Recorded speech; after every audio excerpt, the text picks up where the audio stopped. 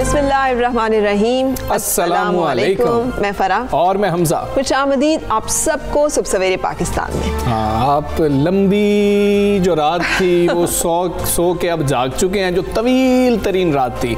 अच्छा, इसमें नींद बढ़ जाती है वैसे? हाँ, खूब नींद आती है। मैं तो जैसे कहना चाहिए ना, कल मैंने इंजॉय पता है क्या किया कि तवील तरीन रात को पूरा सो के गुजारना है और देखना है कि उसका क्या मजा है। तो क्या मजा है उसका? उसका मजा इतना भरपूर है, आपको भरपूर नींद से ज्यादा ब्लेसिंग और कोई नहीं हमजा।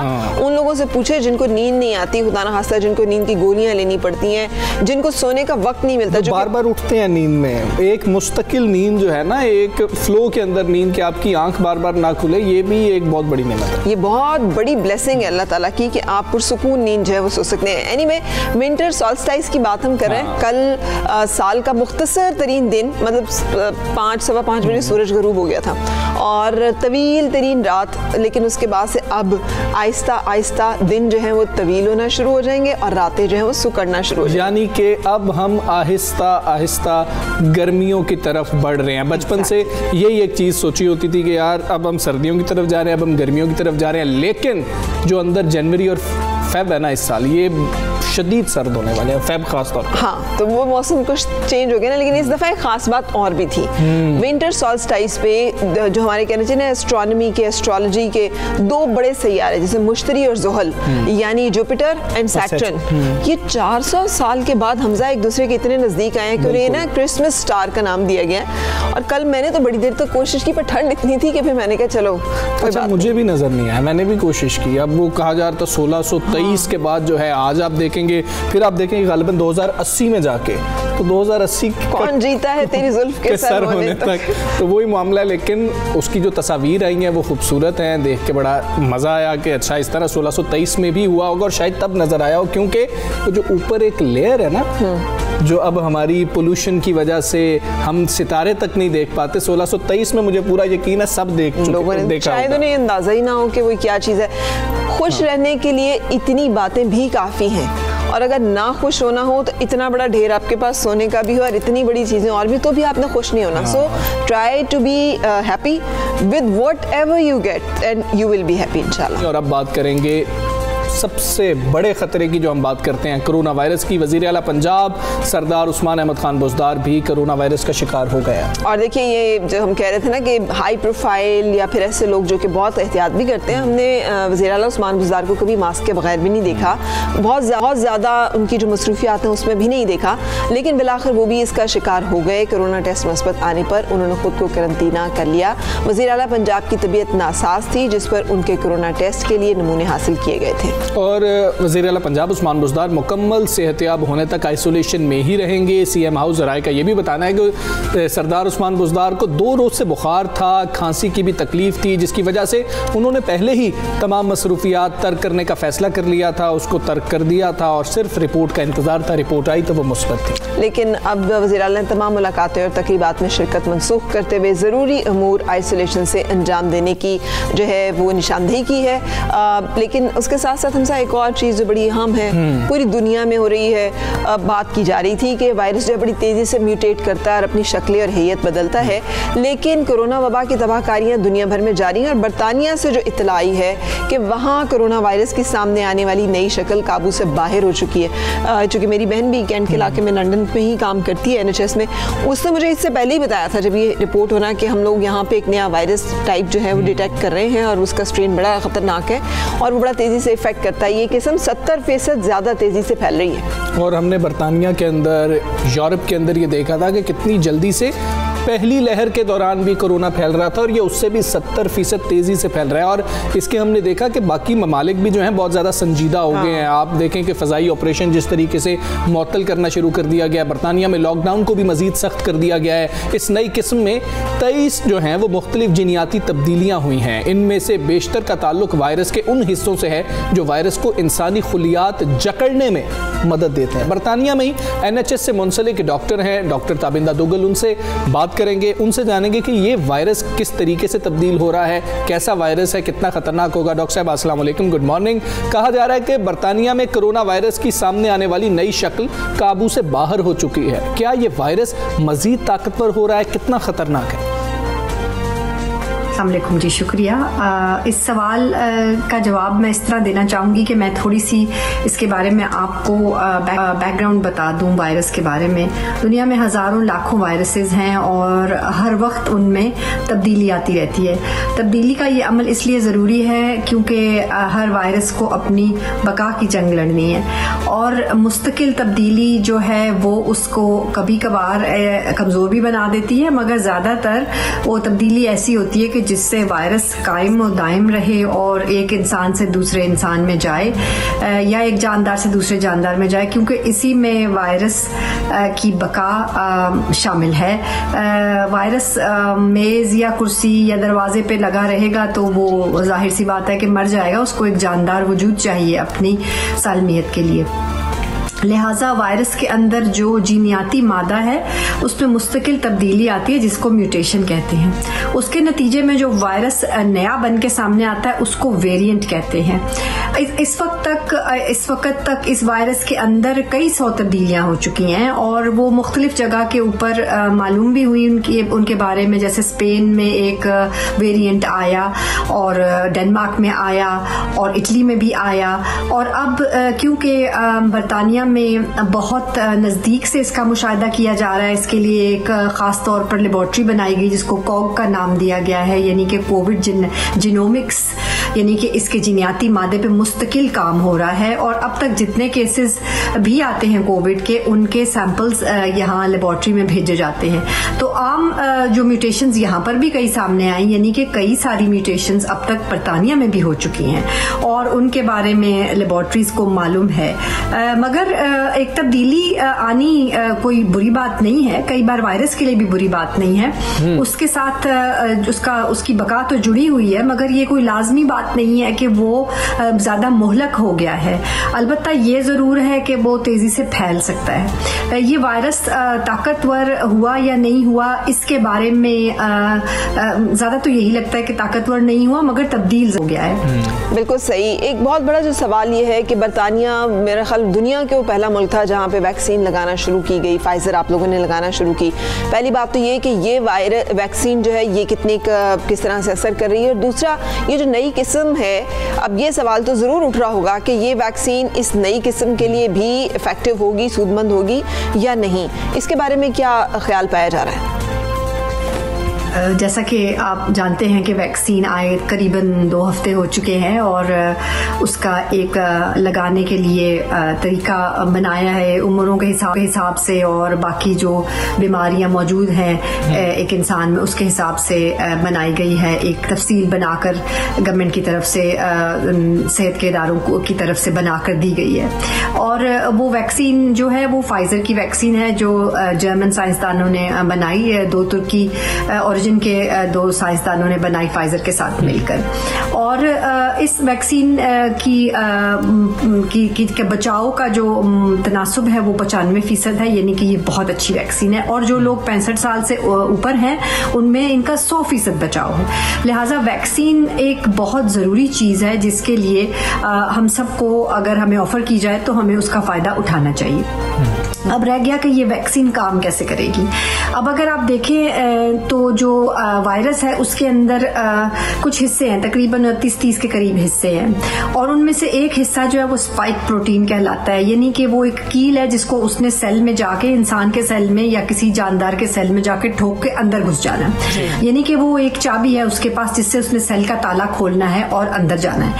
जो वैक्सीन बनी है वो उस चाबी के खिलाफ बनी है, यानी कि वो अगर वायरस इंसान के जिस्म में दाखिल हो तो पहले से ही सारे ताले लग चुके हों ताकि वो चाबियां ना लग सकें। लिहाजा अब तक तो यही क्यास है और यकीन भी यही है कि जो तब्दीली वायरस में आई है वो उस चाबी के एरिया में आई है जिसके साथ के वो सेल के साथ जाके अटैच होता है। तो अब तक ये क्यास है कि ये वैक्सीन उसका काम करेगी। तो लिहाजा जैसे कि मैंने पहले कहा, अगर वैक्सीन के लिए बुलाया जाए तो जरूर जाइए क्योंकि ये वैक्सीन बचाव देगी। बिल्कुल ठीक है। डॉक्टर ताबिंदा दुग्गल हमारे साथ मौजूद थी NHS बरतानिया से, आपका ताल्लुक है वहाँ पर, आप खिदमत अंजाम दे रही हैं और उन्होंने कहा कि तब्दील हो रहा है लेकिन क्या ज़्यादा सख्त होगा, ये कुछ भी कहना कबल अज़ है। इस वक्त कोई भी कुछ नहीं कह सकता। ये वायरस जो है इसने आउटस्मार्ट कर दिया है पूरी दुनिया को। पूरी दुनिया के साइंसदान, तिब्बी माहिरीन, बड़े बड़े इंजीनियर्स, मिसाइल, एटॉमिक बॉम्ब सब पीछे रह गया है। अगर कोई चीज़ चल रही है इस वक्त तो वो इस वक्त पेंडेमिक चल रहा है कि दुनिया में वबा और उससे निपटने की क्या इक़दाम किए जा सकते हैं। सुबह सवेरे पाकिस्तान, सुबह सवेरे पाकिस्तान। सऊदी हुकाम ने भी कोरोना वायरस के बायस तमाम बैन अल-अक़वामी परवाज़ों पर 1 हफ्ते की पाबंदी लगा दी है, जिसके बायस PIA की गुज़श्ता रोज़ जद्दा जाने वाली 21 परवाज़ें मनसूख की गई। और ये एक बड़ा नंबर है परवाज़ों का जो कि मनसूख किया गया, जिसकी वजह कि बहुत सारे मुसाफिर जो वहाँ से इधर जो सऊदी अरब से पाकिस्तान आने थे और पाकिस्तान से सऊदी अरब जाने थे वो सब इसका शिकार हुए हैं। तर्जुमान PIA के मुताबिक के 9739 और 9760 मुल्तान, जद्दा और लाहौर मनसूख कर दी गई हैं, जबकि Lahore Jeddah, Lahore Islamabad, Dammam Islamabad, Lahore Dammam, Lahore Karachi Medina और मदीना कराची भी मनसूख कर दी गई हैं। यानी एक बड़ा नंबर है फ़्लाइट्स का जो कि मनसूख हुआ है। वो फ़्लाइट जो यहाँ से जानी थी फिर वहाँ से वापस आनी थी, वो दोनों जो हैं दोनों वेज़ बंद कर दिए गए हैं। तर्जुमान PIA के मुताबिक जब तक परवाज़ों के इजाज़तनामे दोबारा हासिल नहीं होंगे तब तक परवाज़ें मनसूख रहेंगी और मुतासरा मुसाफिरों को परवाज़ें बहाल होते ही परवाज़ों पर एडजस्ट किया जाएगा। लेकिन वहाँ पे मुसाफिर जो है यकीनी तौर पर जिन्होंने आना था, ट्रैवल करना था, उन सब के लिए ये एक खौफ तो है और एक बड़ी मुश्किल सूरत हाल भी है। PIA तर्जुमान ने कहा कि इस हवाले से तमाम मुसाफिर अपने दुरुस्त फ़ोन नंबर कॉल सेंटर के ज़रिए इंतराज करवाएं ताकि उनको बर वक्त मालूमात दी जा सके। बिल्कुल ऐसे ही। और कामा होल्डर्स को हमने देखा था कि उनको खासे प्रॉब्लम हो रहे थे कि उन्होंने वापस जाना था, डेडलाइन ख़त्म हो रही थी और पाकिस्तानी वैसे भी हर काम आखिरी तारीख पे ही कर रहे होते हैं, तो वो कुछ 2-3 तारीखें होती हैं। अब उस हवाले से भी देखना होगा क्या होता है, लेकिन हम सिर्फ एहतियात कर सकते हैं। वो मैं और फरा डिस्कस कर रहे थे रोज़नामा 92 न्यूज़ में भी, पहले सफ़े पे आप देख सकते हैं कि चिली के सदर को $3500 उन्होंने जुर्माना कर दिया पुलिस ने। क्यों किया? क्योंकि उन्होंने मास्क नहीं लगा रखा था।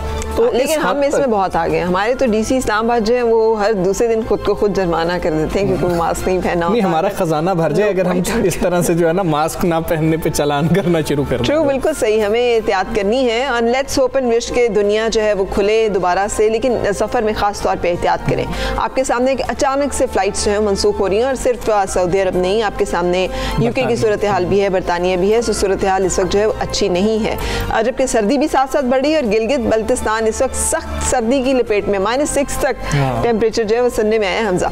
और सर्दी से बचने के लिए वहाँ के लोगों के ना एक अपना लाइफस्टाइल होता है, उनकी अपनी खुराक होती है। यॉक का एक तो गोश्त इस्तेमाल किया जाता है, उसे ख़ास अंदाज में खुश्क करके इस्तेमाल करते हैं जिसे निसालूं कहा जाता है। और ये गोश्त कैसे बनता है और लोग कितना पसंद करते हैं, महराज आलम ने खुसूसी रिपोर्ट तैयार, हम भी देखते हैं, आप भी देखिए। गिलगित बल्तिस्तान के बलाई इलाकों में सख्त सर्दी का राज, दर्जा हरारत -6 तक गिर गया। शदीद सर्दी से बचने के लिए कुव्वत बख्श खुराक का इस्तेमाल करते हैं, जिसमें से एक निसालू का गोश्त भी है। सर्दियां शुरू होते ही गिलगित बल्तिस्तान में यॉक, गायें और बकरियों को ज़िबा करके गोश्त को मखसूस जगह रखकर सुखाया जाता है, जिसके बाद सूखे गोश्त को खास अंदाज में तैयार करके सर्दियों में इस्तेमाल करते हैं। निसालों के गोश्त से रिश्तेदारों, हमसायों और अपने दोस्तों को दावत पर मदऊ किया जाता है। नसालों गिलगित बल्तिस्तान का कदीम रवायती रस्म है और नसालों के बगैर गिलगित बल्तिस्तान की सर्दियाँ गुजारना मुमकिन नहीं है। साल जो है एक रस्म भी है और एक बहुत बड़ा हम इसको तारीख़ी इवेंट समझते हैं और मोहब्बतें बढ़ती हैं। हम अपने दोस्तों को, अपने रिश्तेदारों को उस दावत पे बुलाते हैं। निसालू गिलगित बल्तिस्तान की कदीम रस्म है जो न सिर्फ सेहतमंद ग़िज़ा है बल्कि इस रस्म से मिल बैठने और मोहब्बतें बांटने का मौका मुयस्सर आता है। कैमरामैन इमरान शेर खान के साथ महराज आलम, 92 न्यूज़, गिलगित। अच्छा हमजा, ये रिपोर्ट में अगर आपने नोट किया तो खातून जहाँ पे वो बना रही थी ना, ये भी एक बड़ी मखसूस जगह होती है क्योंकि वहाँ पे जो घर है ना वो उसके साथ आपने देखा होगा कि बड़ी सी पाइप गुजर रही थी। वो चूल्हा बनाए, वहीं पे चूल्हा होता है, उसके इर्द गिर्द ही सब लोगों की सिटिंग होती है, लिविंग रूम में यानी कुकिंग हो रही होती है, उसी से हीट से वो गर्म भी हो रहा होता है, वहाँ पर ही खाना बन रहा होता है, वहीं पर बैठ रहे होते हैं और बाज़ुका तो वहाँ पर ही सोने का भी एहतमाम कर लिया जाता है। और अगर आप दूर से इन घरों को देखें ना तो उनकी एक चिमनी में से धुआं जो है वो निकल रहा होता है, जिसका मतलब होता है कि घर के अंदर कुकिंग जो है वो जारी है। सबसे अच्छी बात क्या है कि सब लोग इकट्ठे एक दस्तरखान पे खा रहे होते हैं, तो कोशिश करें कि हम भी इकट्ठे खाना खाएं, उससे बरकत बढ़ती है। और अभी हमें एक ब्रेक लेनी है, स्टे विद अस।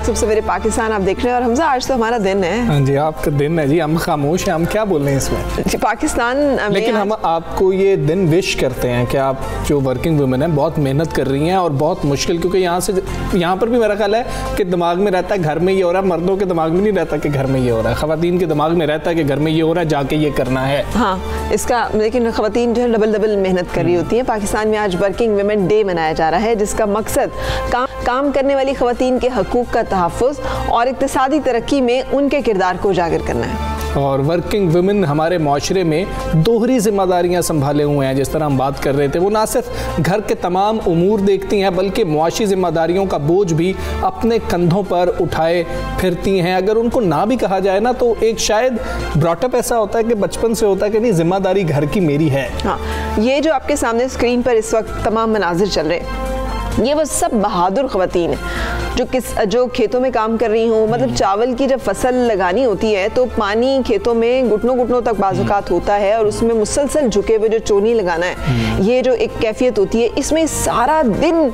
इस तरह ये जिसे कहना चाहिए ना झुके हुए ये काम करती हैं उस पानी में खड़े होकर।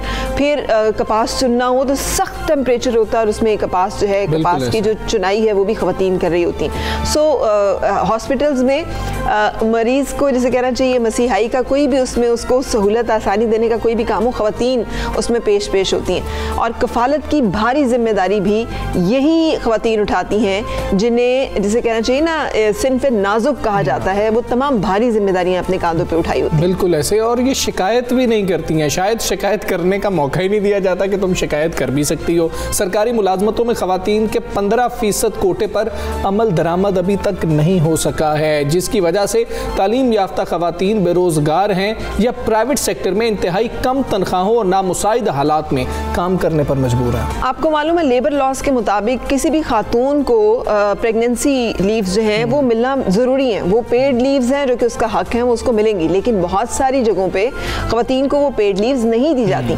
14 सरकारी छुट्टियाँ या 14 छुट्टियाँ पेड लीव्स जो हैं एनुअली उसका हक है जो कि उसको नहीं दी जाती हैं। और ये बाज़-औक़ात तो मर्दों को भी नहीं दी जाती, लेकिन ख़वातीन के साथ जो है ख़ास तौर पे लेबर लॉज की जहाँ पे इतलाक़ की बात होती है वहाँ पर इनका इस्तेहसाल जो है बहुत ज़्यादा किया जाता है। कम वेजेस दिए जाते हैं। हमजा वही काम अगर मर्द कर रहे हों तो उनकी तनख्वाहें ख़वातीन से कहीं बढ़कर होती हैं और वही काम करने वाली ख़वातीन जो हैं उनकी तनख्वाहें कम होती हैं। ख़ास तौर पे आप जो जिक्र कर रही थी ना कि खेतों में जो काम किया जा रहा है, जो किसान हैं, मैं तो उनको वो किसान हैं लेकिन उनको उतने पैसे, उनको उतनी दिहाड़ी नहीं मिल रही होती जितनी मर्द को मिल रही होती। और मैंने तो ऐसी ख़वातीन को भी देखा है जो फुल टर्म प्रेग्नेंट जो है होती हैं और उसके बावजूद ये इंतहाई मुशक्क़त का काम जो है वो कर रही होती हैं।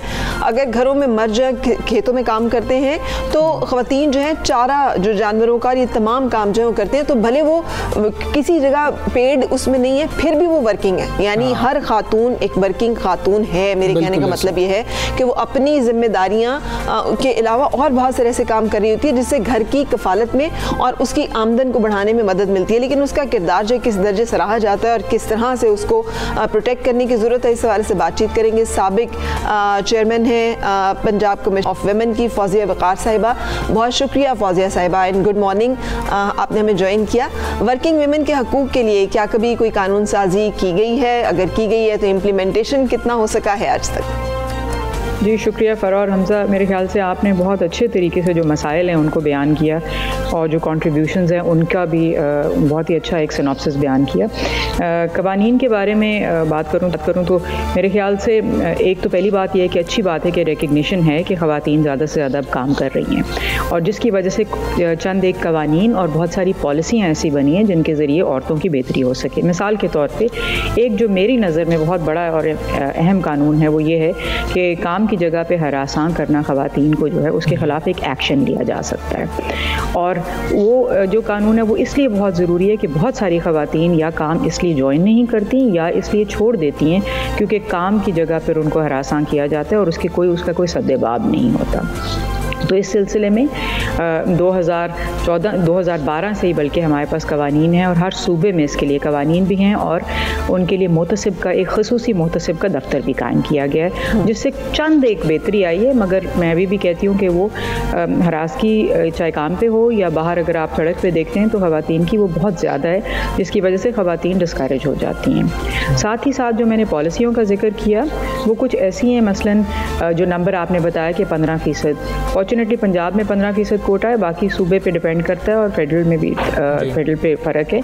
सो मुख्तलिफ कोटाज़ हैं मगर ये एक रिकग्नाइज़ करना कि हमें औरतें ज़रूर लानी है, हर सतह पे लानी है। खाली 15% हमने एंट्री लेवल पे नहीं लानी मगर हर सतह पे लानी है ताकि उनकी फ़ैसला साजी में शमूलियत हो सके। साथ ही साथ जो बहुत ही ज़रूरी चीज़ मैं समझती हूँ वो उस माहौल को ऐसा बनाना कि कम से कम जो मिनिमम सहूलियात हैं वो मौजूद हों। जैसा कि कभी आपने बहुत पब्लिक बिल्डिंग्स में देखा होगा और अभी भी देखते होंगे कि जब ख़वातीन के लिए आप वॉशरूम ढूंढते हैं तो वॉशरूम नहीं होता ख़वातीन के लिए, मतलब उनको आप काम पे भी ले आएँ मगर उनके लिए अलहदा से वॉशरूम नहीं है। या फिर एक जो बहुत बेहतर सहूलत है वो ये है कि आप अगर ख़वातीन के लिए सबसे बड़ा मसला क्या होता है, शादी के बाद छोटे बच्चे होते हैं उनको प्रायोरिटाइज़ करना पड़ता है, वो काम छोड़ देती हैं। तो एक सिंपल सा सलूशन है उसका कि आपके डे केयर सेंटर हों बच्चों की निगहदाश्त के लिए, छोटे छोटे आप बेशक एक कमरे का डे केयर सेंटर बना दें और प्रॉपर्ली रिसोर्स्ड हो। तो वो मुख्तलिफ सूबों में मगर पंजाब में ये शुरू हुआ था 2012 में कि डे केयर सेंटर्स हुकूमत के इनिशिएटिव पर बनाए गए थे और अब बाकी जगहों पे भी ये ट्रेंड प्राइवेट सेक्टर में ज़्यादा है मगर हुकूमती सतह पे अभी भी ये ट्रेंड कायम नहीं हुआ ताकि तो बहुत सारी ख़वातीन सरकारी मुलाजमत में उनको ये सहूलत मिल सके। तो ये चंद एक जी आप बताएं। वो ये कहिएगा कि वैसे ही हम देखते हैं कि कोई भी अगर ऑफिस हो वहाँ पर ख़वातीन बहुत कम रेशो होती हैं, फिर जब पहले दिन ही वो उस दफ्तर में जा रही होती हैं वो वैसी परेशान होती हैं कि इतने मर्द हज़रात हैं उनके अंदर मुझे जाना है। तो एक तो हमें वो जो वर्क एनवायरनमेंट है जो मर्द हज़रात वहाँ पर मौजूद हैं उनको क्या समझने की ज़रूरत है और क्या हमें बराबर रखना चाहिए ख़वातीन को एक वर्क प्लेस पे या उनको थोड़ा सा ज़्यादा लेवरेज देना चाहिए क्योंकि वो पहले ही तादाद में कम है, एक साइकोलॉजिकली उनके ऊपर प्रेशर मौजूद है। आपने बिल्कुल एक बहुत अहम मसले की तरफ पॉइंट आउट किया। देखिए बराबरी तभी आती है जब आप थोड़ी सी पहले सहूलियात एक पिसे हुए तबके की ज़्यादा करते हैं ताकि वो बराबर लेवल पे खड़े हो सकें। और जो एक मिसाल ये दी जाती है कि अगर आप एक रेस में सबको 11 नंबर जूते दे दें और सबको कहें कि तुम्हें बराबर का ट्रीट किया गया और भगाया गया है तो फिर कौन जीतेगा? वही जीतेगा ना जिसके पाँव का साइज़ 11 नंबर है। तो इसी तरह से ख़वातीन के लिए भी कुछ बुनियादी सहूलियात शायद पहले देनी पड़ेंगी जिसके लिए आप देखिए तो हमारे आइन में शिक नंबर 25(3) कहती है कि रियासत ऐसे इक़दामात लेगी, खसूसी इक़दामात जिनसे ख़वातीन और बच्चों की ज़रूरियात को बेहतर एड्रेस किया जा सके। तो हमारी बराबरी के लिए अभी इस वक्त जैसी मैंने ये सहूलतों का बताइए, खैर सहूलत वॉशरूम होना तो मेरे ख्याल से बराबरी ही है मगर डे केयर सेंटर शायद ऐसे देखा जाएगा। फिर फ़रा साहिबा ने जिक्र किया कि या आपने कि छुट्टी ख़वातीन को मैटरनिटी लीव, ये एक ज़रूरी बहुत ही ज़रूरी फैसिलिटी है जो सहूलत है जिसको औरतों को देने, जब आप औरतों को वो देंगे तो आप देखेंगे कि ज़्यादा औरतें आएंगी। एक और चीज़ है कि जब ख़वातीन की शादी हो जाती है तो बहुत दफ़ा वो पहले मतलब अपने ससुराल को भी मनाने के लिए और घर को सेट करने के लिए दे कांट वो काम जारी नहीं कर सकती, फिर वो ओवर एज हो जाती हैं बाय द टाइम वो वापस ख़ास तौर पे सरकारी मुलाजमत में आना चाहें। तो हुकूमत ने एक पॉलिसी में ये भी ये तयन किया था कि उनको एक एज रिलैक्सेशन दी जाएगी पंजाब में, और इसी तरह बाकी सूबों में भी कुछ पॉलिसियाँ शायद होंगी। तो ये एज रिलैक्सेशन बड़ी ज़रूरी है कि औरतें दोबारा वर्क फोर्स में आ सकें, ना कि बिल्कुल ड्रॉप आउट हो जाएं। बिल्कुल सही। बट अगर आप मुझे इजाज़त दें, एक फ़राज साहब और बात कहूँगी, ख़वातीन बहुत काम कर रही हैं मगर फिर भी आप देखें तो जो बाकायदा काम है उसमें उनकी शरह गिरती नज़र आती है, जबकि जो इनफॉर्मल काम है, जो बग़ैर कॉन्ट्रैक्ट्स में, जिसमें उनकी कहीं गिनती नहीं होती, आपने एग्रीकल्चर लेबर की भी बात की, जो कि बिल्कुल किसी गिनती में नहीं आते, उनकी तादाद बढ़ती जा रही है। इसके लिए बहुत इक़दाम करने की ज़रूरत है कि उनका काम एक्नॉलेज हो, रिकग्नाइज हो और पे हो, उसका उसको मुआवजा मिले। फौज़े वक़ार साहिबा, एक जो बहुत बड़ा मसला है वो माइंडसेट का भी है। काम करने वाली ख़वातीन को मुआशरे में एक अच्छी नज़र से देखा भी नहीं जाता, तस्लीम भी नहीं किया जाता, उन्हें ख़ानदानी निज़ाम के लिए ख़तरा भी तस्वुर किया जाता है, उनकी खुद मुख्तारी को जो है वो चैलेंज किया जाता है कि डिवोर्स रेट इसलिए बढ़ा है कि औरतें जो हैं उन्हें तो काम करने का शौक़ हो गया। आपके ख्याल में इस समेत और बहुत सारी ऐसी जगह जहाँ मुआशरती लेवल पे अवेयरनेस और शऊर पैदा करने की ज़रूरत है, क्या इक़दाम लिए जाने चाहिए? ये जी बहुत बड़ा बुनियादी मसला है ये, क्योंकि ख़वातीन काम भी कर रही हैं, पैसे भी कमा के ला रही हैं, घर में भी मदद कर रही हैं, मगर फिर भी उनके काम को बुरा समझा जाता है, जिसकी वजह से उनको सड़कों पे भी आवाज़ें कसने जाते हैं उनके ऊपर, और काम पे भी उनको नीचे देखा जाता है, और घर से बहुत तंगी आती है। तो इसके लिए आपने सही कहा कि माशरती सतह पर एक तो उनके काम को रिकग्नाइज़ करना बड़ा ज़रूरी है, ना कि उसको बुरा समझना। और इसमें मेरे ख्याल से एक तो तालीम का बहुत ज़्यादा अमल दखल है कि आप बचपन में ही जो तालीम दे रहे हैं बच्चों को, उसमें ख़वातीन के पॉजिटिव रोल्स दिखाएं, ना कि नेगेटिव रोल्स। क्योंकि आप देखिए कि अभी भी आपके निसाब में वो कहते हैं कि रज़िया ने उठ के खाना पकाया, अहमद हल चलाने के लिए गया, तो यही बच्चे के दिमाग में आता है कि रज़िया का काम है कि घर में बैठ के खाना पकाए और अहमद का काम है वो बाहर जाके हल चलाए या दफ्तर जाए या व्हाटएवर। तो आप निसाब में तब्दीली की बात बहुत ज़रूरी है। दूसरा, मीडिया में अगर आप देखें तो मीडिया में अक्सर काम करने वाली औरत को एम्बिशियस और एक ईवल, मेरे ख्याल से जिस तरह कहते हैं ना कि वो दिखाया जाता है, और वो अक्सर दूसरों के हकूक़ को गस्ब करके, दूसरी ख़वातीन के हकूक़ को गस्ब करके आगे जा रही होती है, या फिर बहुत बेचारी होती है और उस पर बहुत जुल्म हो रहा होता है। तो पॉजिटिव डिपिक्शन जो है मीडिया में भी और हमारे ड्रामों में बहुत ज़रूरी है, उस जहनी तब्दीली की जिसकी आप बात कर रहे हैं उसको लाने के लिए। बहुत शुक्रिया फौज़े वक़ार साहिबा, thank you very much for being with us. और आज हमने बात वर्किंग वुमेन के हवाले से अपने इर्द गिर्द मौजूद हर उस खातून को जो कि कोशिश करती है बाइज़्ज़त तरीके से अपने घर वालों की मुश्किलात में कमी करने की, किसी भी ज़रिए से, उसमें ज़रूर उसको और कुछ नहीं कर सकते तो उसको अच्छी नज़र से देखें, उसको अच्छे अल्फाज जो हैं, अगर आप सपोर्ट नहीं कर सकते ना तो कम से कम रोड़े ना अटकाएं अंदर, आप जो है ना मुश्किलात उसके लिए पैदा, सड़क पे खड़ी हुई लड़की पे आवाज़ें ना कसें, स्कूल जाती कॉलेज जाती लड़की को हूटिंग ना करें, किसी काम के लिए निकली हुई खातून को ये ना समझें कि वो तो आवारा है, बदचलन है, वो किसी मजबूरी की वजह से घर से निकली है।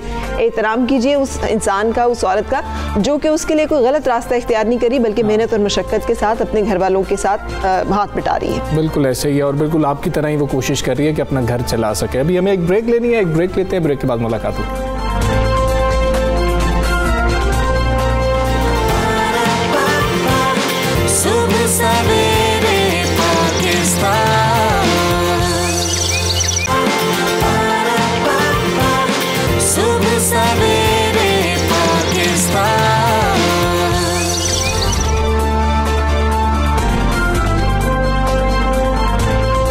सुबह सवेरे पाकिस्तान आप देख रहे हैं, और आपके सामने और आपकी नज़र में होगा कि कल वज़ीर आज़म पाकिस्तान ने एक बड़ा ऐलान किया है, और बहुत सारी ऐसी सनतें जिनको कि हम किसी खातिर में नहीं लाते थे, अब उनकी बात की जाती है। पाकिस्तान शहद की पैदावार वाला मुल्क बनने को तैयार, करोड़ों डॉलर आमदन होगी। वज़ीर आज़म इमरान खान ने इस्लामाबाद में बिलियन ट्री मंसूबे के तहत मुल्क में शहद की पैदावार बढ़ाने के प्रोग्राम के इजरा का ऐलान किया। अच्छा, मुझे तो लगता है फरा वैसे ही बड़ी टेंशन होती है ना कि एक जो हमारा कौमी सवाल कह लिया जाए ना, वो ये है शहद खालिस है, हाँ। छोटी मक्खी का मतलब पता ही नहीं लगता कि कौन सा खालिस है, क्या चक्कर है। शहद के हवाले से हम कंफ्यूज ही रहते हैं, ये भी मीठा है वो भी मीठा, मैं तो इसी मसले के अंदर पड़ा रहता हूँ। उन्होंने खैर तकरीब से खिताब करते हुए कहा कि इस प्रोग्राम से मकामी लोगों को भी फ़ायदा होगा। वज़ीर आज़म ने क्या कहा आपको वो सुनाते हैं। जब तक हम अपनी एक्सपोर्ट्स नहीं बढ़ाएंगे, पाकिस्तान एक अमीर मुल्क नहीं बन सकता। पाकिस्तान में जो भी चीज़ जिससे एक्सपोर्ट्स बढ़ती हैं उससे मुल्क को फ़ायदा, एक्सपोर्ट्स का फ़ायदा। और फिर तीसरी चीज़, हमारे मुल्क में एक यंग पॉपुलेशन है, दुनिया में सेकंड यंगेस्ट पॉपुलेशन है, तो लोगों को रोज़गार चाहिए, यूथ को रोज़गार चाहिए। तो ये तीसरी चीज़ भी पूरी करता है कि उन इलाकों में, जिन इलाकों में ये हम शहद के इंशाल्लाह ये करेंगे हार्वेस्ट बेरी की, और ये इलाके यहाँ पर बड़ी गुर्बत है, ये इलाके पीछे रह गए हैं। ये मैंने देखे हुए हैं, जिधर अभी कुंदियाम जैसे भी, वहाँ बड़ा एक रेगिस्तान, कम बारिश कम होती है। तो इन इलाकों के अंदर नौजवानों को नौकरियाँ मिलेंगी, और ये तीसरी चीज़ है कि हम मुल्क में रोज़गार अपना बढ़ाएंगे।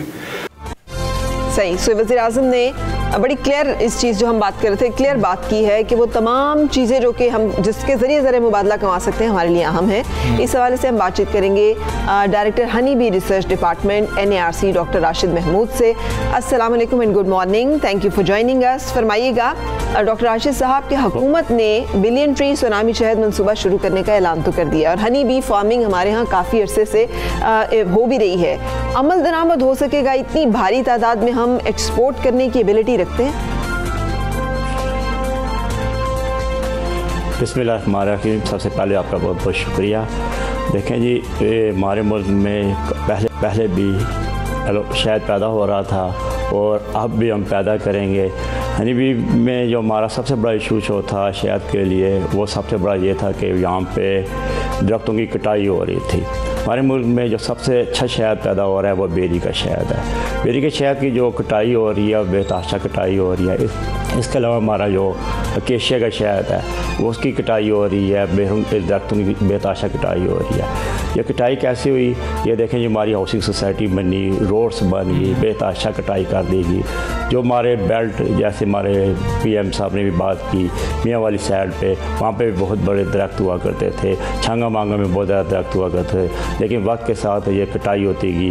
वो जो जंगल थे वो वीरान मैदान बन गए। अब इंशाअल्लाह ताला PM साहब ने जो एक ऐलान किया है, ये हमारे लिए एक तारीखी दिन था कल, जिसमें उन्होंने 10 बिलियन शीट जो मनसूबा है उसका कायदा कर दिया है। और एक हनी जो है बिलियन हनी प्रोग्राम के तहत ये हनी भी बनेगा।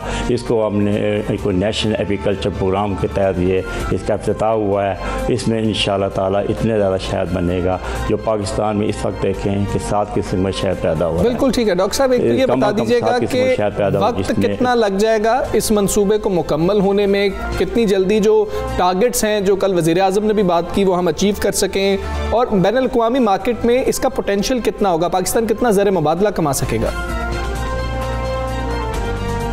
देखिए सर, इसमें ये होगा कि कुछ टाइम तो भी लगेगा, क्योंकि ये दरख्त जो आज लगेगा ये तकरीबन 4-5 एक साल के बाद ये इसका अपना फ़्लो देना शुरू कर देगा, हनी फ़्लो आना शुरू हो जाएगा। देखें, जो हमारे दरख्त हैं इस वक्त पाकिस्तान में पहले भी बहुत दरख्त लगे हैं, लेकिन इस वक्त इसकी हमें ज़रूरत है, इतने दरख्त हमें चाहिए। दरख्त लगेंगे। देखें, इस वक्त हम 12,000 मेट्रिक टन हनी पैदा कर रहे हैं यहाँ पे। इस वक्त इसमें से 1,000 मेट्रिक टन हमारा हनी जो है एक्सपोर्ट हो रहा है, जिसमें हमारा गल्फ़ कंट्रीज़ को जा रहा है। अगर हम अपनी क्वालिटी हनी बना लें, हमारी लेबार्ट्री बन जाए यहाँ पे, क्वालिटी से लेबार्ट्री, जैसे PCSR आई है, इस तरह हमें 1-2 लेबार्ट्रीज और बन जाए जहाँ पे हम पेस्टिसाइड रेजिड्यूज टेस्ट हो सकें। अगर पेस्टिसाइड रेजिड्यूज हमारे टेस्ट हो जाए तो हमारी यूरोपियन कंट्रीज़ में भी हमारा हनी जा सकता है। हमारे लिए मलेशिया है, सिंगापुर है, इंडोनेशिया है, ये ऐसे मुल्क हैं, ये ऐसी जगह पे हमारा हनी जा सकता है, हमारी एक्सपोर्ट बढ़ सकती है। और इंशाल्लाह आने वाले वक्तों में जब ये चीज़ लग जाएंगे, लोग जो नौजवान जो हमारे रहे हैं, जिनको देखें हमारा ये प्रोग्राम है, मिनिस्ट्री ऑफ क्लाइमेट चेंज ने ये प्रोग्राम लॉन्च करवाया है। इसमें हमारा प्रोग्राम है गिलगित बल्तिस्तान और पठार रीजन को पहले हमने ये लेने एरिया, यहाँ पे हमने नौजवानों की ट्रेनिंग करानी है। इसके बाद नेशनल बैंक ने लोन देना है, इसमें ये लोग मक्खियाँ लेंगे, हम टेक्निकल गाइडलाइन देंगे। इसके बाद इनका एक प्रोसीजर है, इनसे हनी बैक किया जाएगा। इनका जो हनी है फिर बिलियन हनी के नाम से फिर पाकिस्तान में भी मिलेगा और एक्सपोर्ट भी होगा। ठीक है डॉक्टर साहब, अगर कुछ दुनिया और इसके अलावा हमारा जो तो दुनिया में जैसे देखें मनुका हनी पूरी दुनिया बड़ी उसकी तारीफ में रतबुल लिसा होती है, वो कहते हैं जी बड़ा ही अच्छा शहद है, इसलिए कि एक एक चीज़ की लेबलिंग हुई होती है कि इसमें इतने % ये है, ये प्रोसेस्ड है, ये इसमें ये चीज़ें पाई जाएंगी, ये नेचुरल है, हर चीज़ ना हमारे यहाँ ये टैगिंग, लेबलिंग और प्रोसेस्ड जो एक प्रोसेसिंग है, इसके लिए सहूलियात मौजूद हैं। और इंटरनेशनली जब आप कम्पीट करते हैं तो उसके लिए इन चीज़ों की बड़ी अहमियत है। और हमारे यहाँ अक्सर प्रोडक्ट्स इस वजह से नहीं मार्केट हो सकती हैं कि हम ये जो एक प्रोसेस है ये नहीं अडॉप्ट कर सकते। देखिए मैडम, ऐसी बात है कि हमारा जो शहद है बेरी का दुनिया का वर्ल्ड क्लास 1 शहद है। जो देखिए पाकिस्तान में मुख्तलिफ शहद पैदा होते हैं, इनमें सबसे जो अच्छी क्वालिटी का शहद है ना वो बेरी का शहद है। और बेरी का जो शहद है सबसे अच्छा पैदा होता है हमारा करक में, KPK में, वहाँ पे ट्रीज़ लगे हुए हैं, वहाँ से हम ये करक से बेरी का शहद लेते हैं। यही शहद जो एक्सपोर्ट हो रहा है। इसमें जो हमारी देखें जो इशू जो हमारा है मुल्क में, जो लेबॉर्ट्री नहीं है, हमें क्वालिटी लैब मिल जाए, ISO सर्टिफाइड लैब मिल जाए, एक्रीडेटेड हो जाए जो लेबॉर्ट्री हमारी चल रही है। क्योंकि हमारा जो इशू है पेस्टिसाइड का चल रहा है, अगर पेस्टिसाइड रेजिड्यू हमें मिलना चाहिए उसको हमें डिटेक्ट करना शुरू कर दें, उसमें हमारी क्वालिटी बढ़ जाएगी और इंशाल्लाह हमारी जो एक्सपोर्ट है यूरोपियन यूनियन में भी हम जा सकते हैं, वहाँ पर इंशाल्लाह हमारी ये मुल्क जाएगा। और उसमें हमारी एक्सपोर्ट जब बढ़ जाएगी तो हमारी ज़रूरत मुआवजा बढ़ जाएगा, हमारे पास पैसा आएगा। जैसे हमारे PM का विजन है कि हमारी एक्सपोर्ट बढ़नी चाहिए और इसमें बहुत पोटेंशियल है, बहुत पोटेंशियल। देखिए 1000 टन तो 1000 मैट्रिक टन हमारा शायद जा रहा है, अब इसको हम 5000 पे भी लेके जा सकते हैं, 10,000 ठीक है, पोटेंशियल मौजूद है। डॉक्टर साहब बहुत शुक्रिया, डॉक्टर राशिद महमूद साहब हमारे साथ मौजूद थे, director honey bee research NARC। और वो 5-6 साल का दौरानिया तो बता रहे, लेकिन कोई काम शुरू करेंगे तो वो मुकम्मल होगा ना। लेबॉर्ट्री की उन्होंने बात की ना, ये बहुत इंपॉर्टेंट है हमसा। जब तक आप उसकी लेबलिंग नहीं करते ना कि इसमें कोई पेस्टिसाइड्स नहीं है, इसमें कोई ऐसी चीज़ नहीं है, ऑर्गेनिक है, इसमें क्या क्या चीज़ें हैं, ये बड़ा इंपॉर्टेंट है। अगर आप मोटरवे पे ट्रैवल कर रहे हो ना, चूँकि मैं तो हर रोज़ तो आप जैसे एंटर होने लगती है, दुनिया के बेहतरीन बासमती राइस फील्ड में आप एंटर हो रहे हैं और दुनिया में अब आके हमने राइट्स लिए हैं कि बासमती हमारा भी है, वो भी जब भारत ने क्लेम कर दिया उसके बाद, और बड़ा अरसा उन्होंने रखा अपने पास और हमने उसे काउंटर करके जो है वो लिया है। अच्छा, और फिर अब जब हम एंटर हो रहे होते हैं, ये दुनिया के बेहतरीन जैसे कहते हैं माल्टा किन्नू की जो फील्ड है उसमें आप दाखिल हो रहे हैं। आपको मालूम हमारे किन्नू की एक्सपोर्ट कितनी मुतासर हुई, क्योंकि उन्होंने ये वो कर दिया दावा कि एक ख़ास किस्म की बी है जिसके अंडे जो है वो पाए जा रहे हैं वहाँ पे, क्योंकि तो फिर उन्होंने कहा जी इसको पॉलिश होना चाहिए, इसको ऐसे होना चाहिए, जिसकी वजह से हमारी एक्सपोर्ट वहाँ पे इफेक्ट हुई। सो ये सारी चीज़ें बड़ी ज़रूरी हैं, बहुत ज़्यादा ज़रूरी है। ISO सर्टिफिकेशन जो हम लोग जानते ही नहीं है वो बहुत ज़्यादा ज़रूरी है ताकि दुनिया उसको मान सके। खैर फरा आगे चलते हैं। गुलकारा मीशा शफ़ी जो है ना वो आजकल ख़बरों में है, और पहले तो अली ज़फ़र वाला केस और अब इनकलाबी और रोमानवी शायर फैज़ अहमद फैज़ के शेर में रद्दो बदल करने पर उनको जो है ना मद्दाहों से माफ़ी मांगनी पड़ी और उन्होंने अपना ट्वीट भी डिलीट कर दिया। उन्होंने समाजी राब्ते की वेबसाइट ट्विटर पर फैज़ अहमद फैज़ के मशहूर शेर बोल के लब आज़ाद है तेरे को अपने अल्फाज देते हुए कहा था ट्रोल के लब आज़ाद है तेरे, और इस पर बहुत उन पर तनकीद की गई थी, जिस पर उन्होंने माफ़ी भी मांगी है और उसको डिलीट भी कर दिया। बिल्कुल ऐसे ही, और यही उन पर तनकीद की गई कि आप तो वही गा के जो है मशहूर हुई फैज़ साहब को, और अब आप ये कर, ऐसा नहीं होना चाहिए, हमें सोचना चाहिए ट्रोलिंग करते वक्त भी। तो अभी ब्रेक ले लेते हैं। जी बिल्कुल, टाइम फॉर ब्रेक के बाद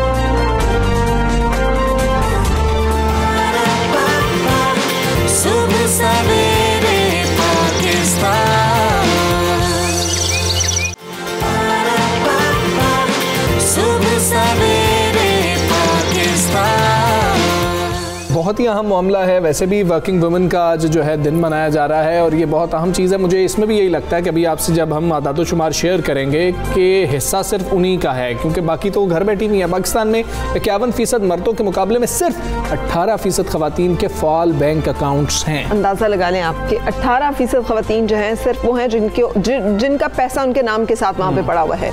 तो बाकी क्या सूरत हाल इस वक्त होगी? तर्जुमान स्टेट बैंक के मुताबिक पायदार मुआशी नमू के लिए खवातीन के माली माली और मुआशी वसाइल तक यकसां रसाई लाजमी है, जिसमें कोई शक नहीं है हमें। स्टेट बैंक ने कौमी मालियाती शमूलियत हिकमत अमली के तहत कौमी हदफ तय किया है और जिसके तहत 2023 तक 2 करोड़ ख़वातीन के बैंक अकाउंट्स होंगे। ये हदफ जो है इसको अचीव करना भी एक बहुत बड़ी जिम्मेदारी भी होगी और मुश्किल टास्क है। फाइनेंशियल सेक्टर में सिनफी फ़र्क ख़त्म करने के लिए स्टेट बैंक की जानिब से बराबरी पर बैंकारी के उन्वान से वेबिनार का एहतमाम भी किया गया, जिसका मकसद बराबरी पर बैंकारी की पॉलिसी पर मुशावरत करना था। और इस हवाले से अब हम बातचीत करेंगे और जानेंगे। हमारे साथ मौजूद है स्टॉक एक्सचेंज रायदा लतीफ़ साहिबा। अस्सलाम वालेकुम and good morning Raida Latif साहिबा, thank you for joining us. फरमाइएगा कि आमतौर पर ख़वातीन के बैंक अकाउंट्स जो हैं वो ज़्यादा तादाद में गैर फ़ाल क्यों रहते हैं? बुनियादी वजह क्या आइडेंटिफाई हो सकी है? वालेकुम सलाम, thank you for the invitation to your programme. अगर आप बैंक अकाउंट्स के हिसाब से देखें तो जो 18% बैंक अकाउंट्स हैं उनमें भी ज़्यादातर इनएक्टिव हैं या गैर फ़ाल जिसको आप कहते हैं।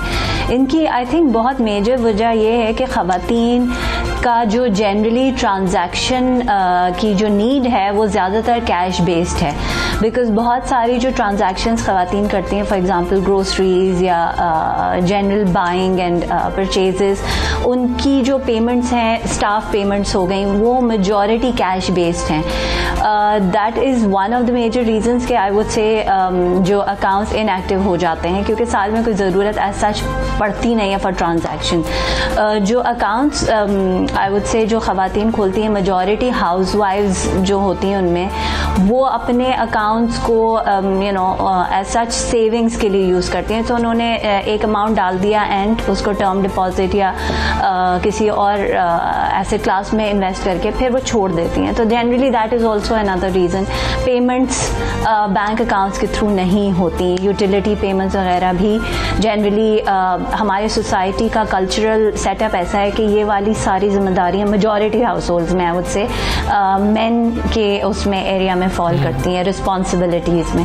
तो दैट इज़ अनदर रीज़न कि यूसेज ऑफ बैंक अकाउंट जिनके हैं वो लिमिटेड हो जाती है ऑटोमेटिकली। बिल्कुल ठीक है। ये बताइएगा, क्या हमारी वर्किंग वुमेन जो हैं उनकी तादाद कम है, जो ये एक बहुत बड़ी वजह है, या हमारी ख़वातीन को जो आमतौर पे ये कहा जाता है या समझा जाता है कि बैंकारी निज़ाम समझ ही नहीं आता, क्या हमारा बैंकारी निज़ाम इतना कठिन या मुश्किल है कि ख़वातीन को समझ नहीं आता?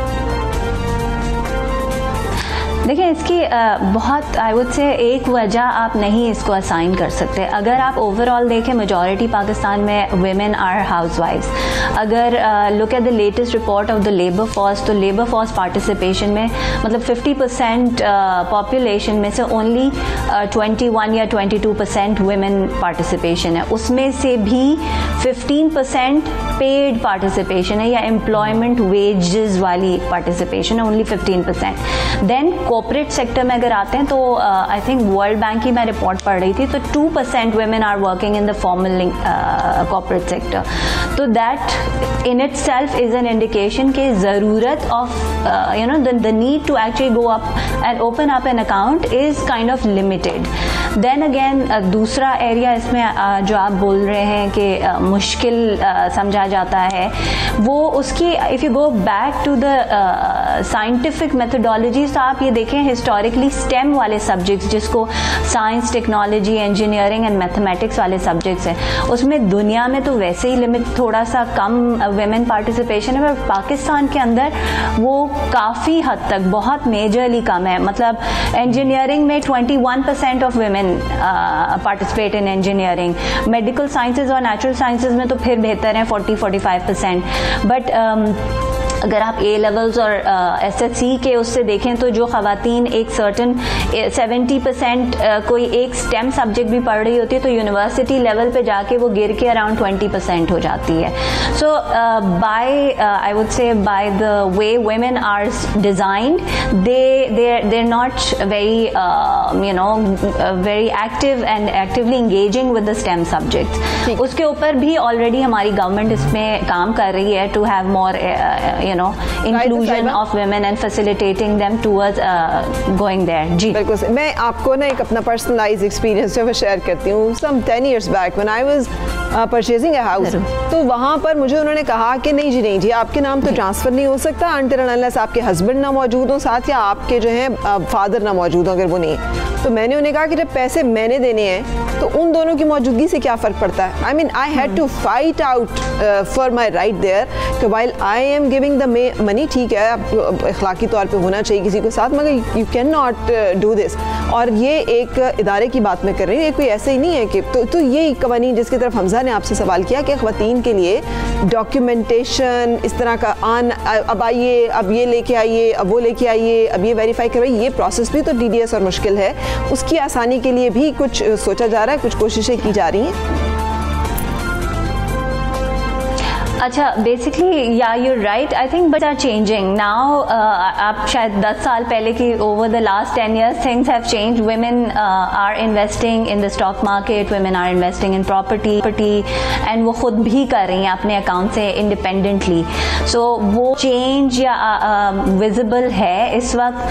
However as I said again, these ये जब कोई खातून बैंक में अकाउंट खोलने जाती भी हैं तो उन्हें फैसिलिटेशन की ज़रूरत होती है। उन्हें ये नहीं पता होता है कि उन्हें कौन सा अकाउंट खोलना है। करंट इतनी कैटेगरीज हैं अकाउंट की। विद इन करंट अकाउंट 4-5 कैटेगरियाँ हर बैंक में। Within saving accounts 3-4 categories हैं। तो जब एक खातून किसी भी ब्रांच में वॉक इन करती है ना, I will not talk about the urban areas या पॉश एरियाज जहाँ फैसिलिटेशन मौजूद है, बट अगर आप मिड लेवल ब्रांचेज में भी देखें तो खातून एक ब्रांच में वैसी ही हिम्मत चाहिए होती है। एक काफ़ी ऐसा इन्वायरमेंट होता है, किस्म का इन ऑ हो जाती हैं। तो उसके बाद वो आ जाती हैं तो उनसे कहते हैं कि बताइए आपने क्या करना है, कौन सा अकाउंट खोलना है, बजाय इसके कि उन्हें ब्रीफ करें। सो आई थिंक थोड़ा सा वो एक एंगल है जहां वुमेन को ज़रूरत है हैंड होल्डिंग की, क्योंकि ट्रेडिशनली अगर आप देखें फेवरेट एवेन्यूज़ जो वुमेन ख़वातीन के हैं वो गोल्ड है, नेशनल सेविंग्स हैं, कमेटीज़ हैं जो सेविंग्स के एवेन्यूज़ हैं, और उनमें बैंक अकाउंट की ज़रूरत ही नहीं पड़ी कभी।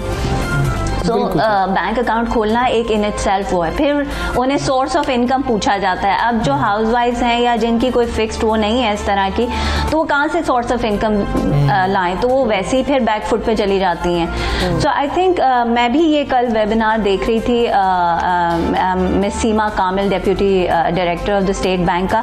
तो उन्होंने उसमें कुछ एक तो उन्होंने फैक्टर्स भी उन्होंने बिल्कुल सही फैक्टर्स आई वुड से आइडेंटिफाई किए, और उसके बाद जो उन्होंने सॉल्यूशंस भी दिए हैं, जिसमें एक बहुत major I would say which hit home and I think will be very positive step कि बैंक्स के अंदर उन्होंने female champions at touch points का रिक्वायरमेंट डाल दी है। So now when a woman जो बड़ी मेहनत के बाद वो जाती भी हैं ब्रांच पे हिम्मत करके कि मैंने अकाउंट खोलना है, वरना वो कहती हैं यार ये मेरा हस्बैंड कर ले या फादर कर ले या बेटा कर ले, इस झंझट में ना पड़ें।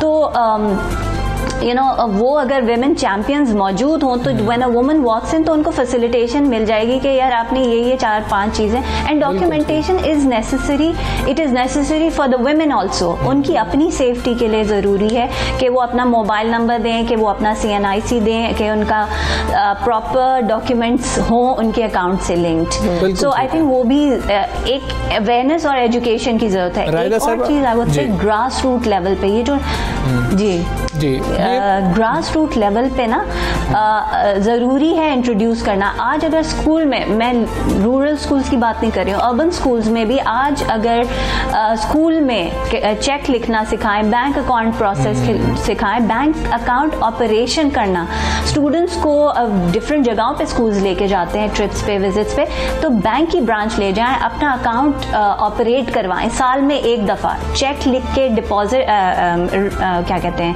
पैसे निकलवाएं या पैसे डिपॉजिट स्लिप भर के डिपॉजिट कराना, ये सारे जो प्रोसेसेस हैं अगर हमारे हर ईयर के सिलेबस में ऐड हो जाएं।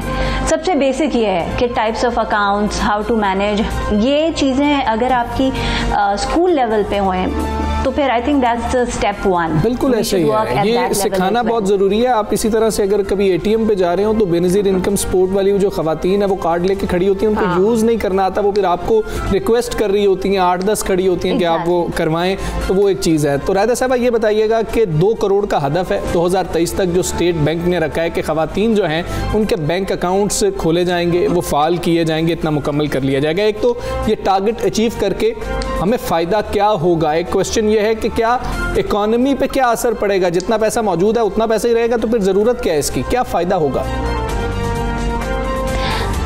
देखिए दो मेजर चीज़ें हैं आई वुड से।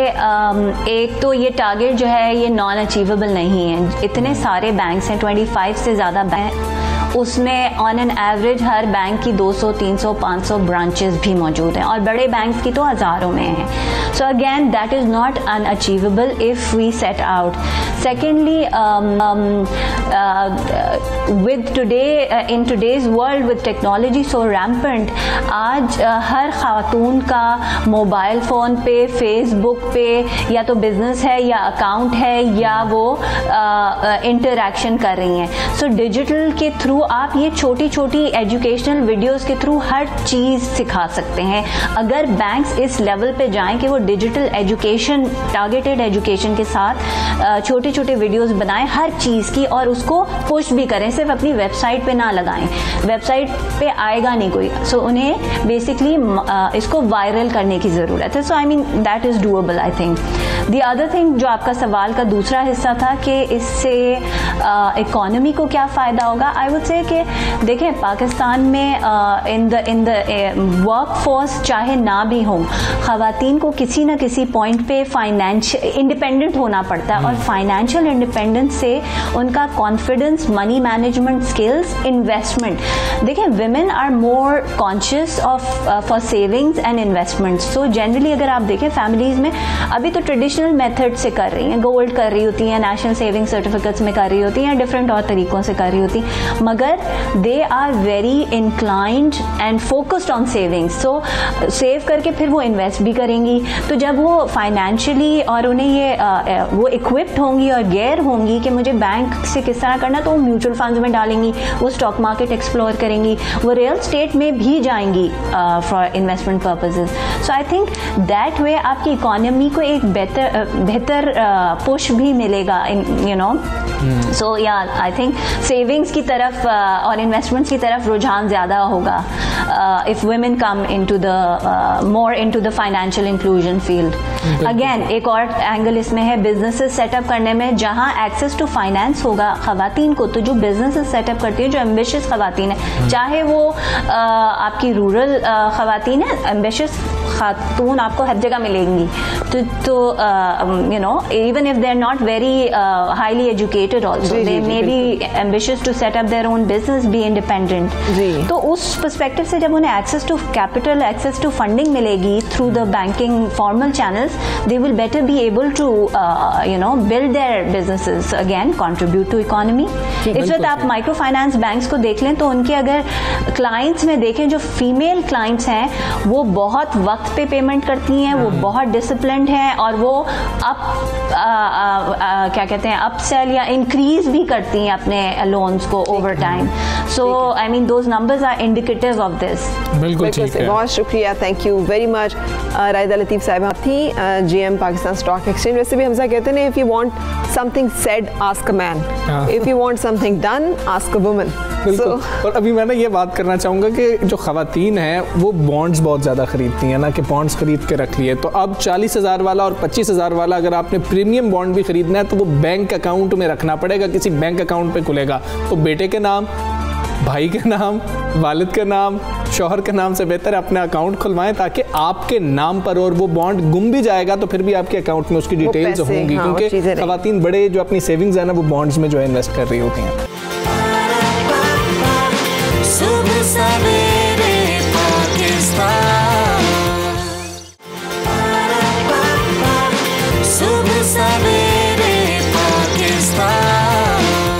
एक और बड़ा इम्पॉर्टेंट इशू जिसमें हमें अंदाज़ा होता है कि दुनिया जो है उसकी पॉलिटिक्स या दुनिया की रियलिज्म जो है वो कैसे काम करता है, कि पाकिस्तान ने भारत के UN फ़ौजी मुबस्सिर मिशन पर हमले का मामला अक़वाम मुत्तहिदा के सामने उठा दिया और हमले की तहकीकात का मुतालबा भी कर दी।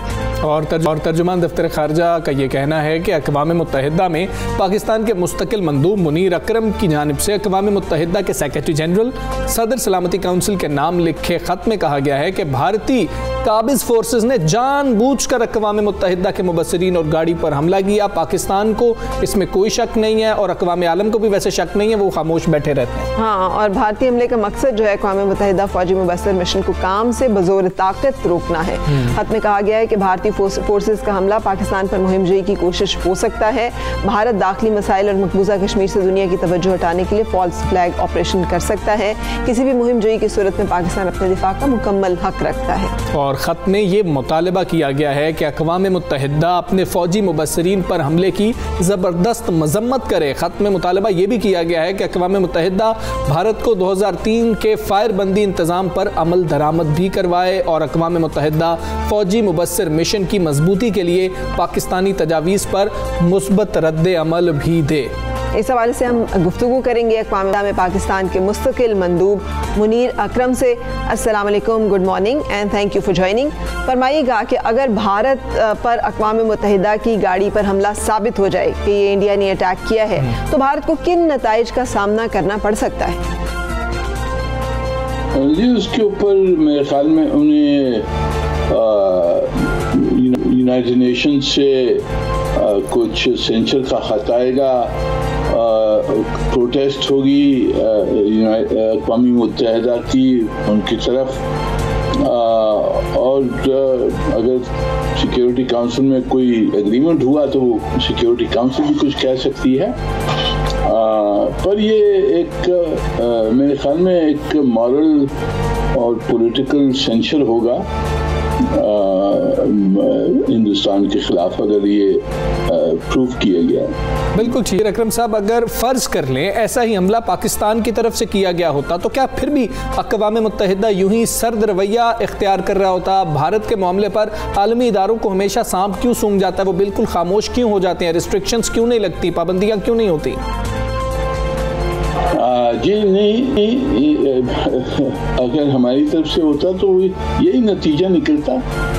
अब आप सोच लें कि यूनाइटेड नेशंस और क्या कर सकता है, क्योंकि इनके पास अपनी फौज तो नहीं है जिसके तहत उनको कोई बदले में मार दिया जाए। यूनाइटेड नेशंस तो एक इदारा है, जो एक्शंस लेनी होती हैं वो सिक्योरिटी काउंसिल लेनी होती हैं और जो बायलैटरली लोग को लेनी होती हैं। तो बायलैटरली आप समझते हैं कि हिंदुस्तान के दोस्त हैं, वो सिक्योरिटी काउंसिल में उसकी मदद करते हैं और ग्राउंड पे भी मदद करते हैं। तो हमने इसका सामना करना है, पर ये एक मॉरल और पॉलिटिकल सेंसर जरूर करवाना चाहिए और होगा इंशाल्लाह। ये भी फरमाइएगा कि यूनाइटेड नेशंस की ही करारदादों की मुसलसल खिलाफ वर्जी तो भारत जो है वो कर रहा है वहाँ पर, जो उसने कब्जा किया हुआ है। अभी जैसे उसने उसका पूरा तशख़्ख़ुस जो है वही ख़त्म कर दिया है, वो भी दुनिया के सामने है। और अब अगर ये इतना बड़ा मामला है कि यूनाइटेड नेशन का फ़ौजी मुबस्सिर मिशन के ऊपर हमला कर देता है, वो दुनिया को देखना भी नहीं चाहता कि वो वहाँ पे ह्यूमन राइट्स वायलेशन या वहाँ पे जो इंसानी हकूक़ की खिलाफ वर्जी जो मुजालिम है उनकी उसकी अफवाज ने रवा रखे हुए उसको रिपोर्ट कर सकें, उसके बारे में बात कर सकें। तो पाकिस्तान को अगर अक़वाम मुत्तहिदा से भी मस्बत जवाब नहीं मिलना तो फिर कहाँ से मिलना है? क्या और भी फोरम्स हैं जिनके ऊपर मामला उठाने के बारे में गौर किया जा रहा है या जा सकता है, जैसे यूरोपीय यूनियन वगैरह?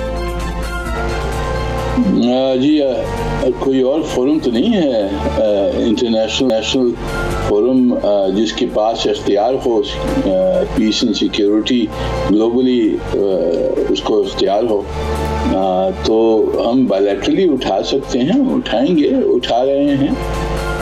पर इंटरनेशनल पीस एंड सिक्योरिटी तो यूनाइटेड नेशंस का ही जिम्मा है और हम इसीलिए यहीं उसको हमने उठाया। ठीक है अकरम साहब, वज़ीर ख़ारिजा शाह महमूद कुरैशी साहब, वज़ीर आज़म पाकिस्तान इमरान खान साहब भी बार बार फॉल्स फ्लैग ऑपरेशन की बात करते रहे। अक़वाम मुत्तहिदा को खतूत भी लिखे गए हैं, फॉल्स फ्लैग ऑपरेशन का खदशा जाहिर किया गया है। अगर उन खतूत की बात कर ली जाए तो पाकिस्तान ने यह दावा किस बुनियाद पर किया है, ये खतूत में क्या लिखा गया?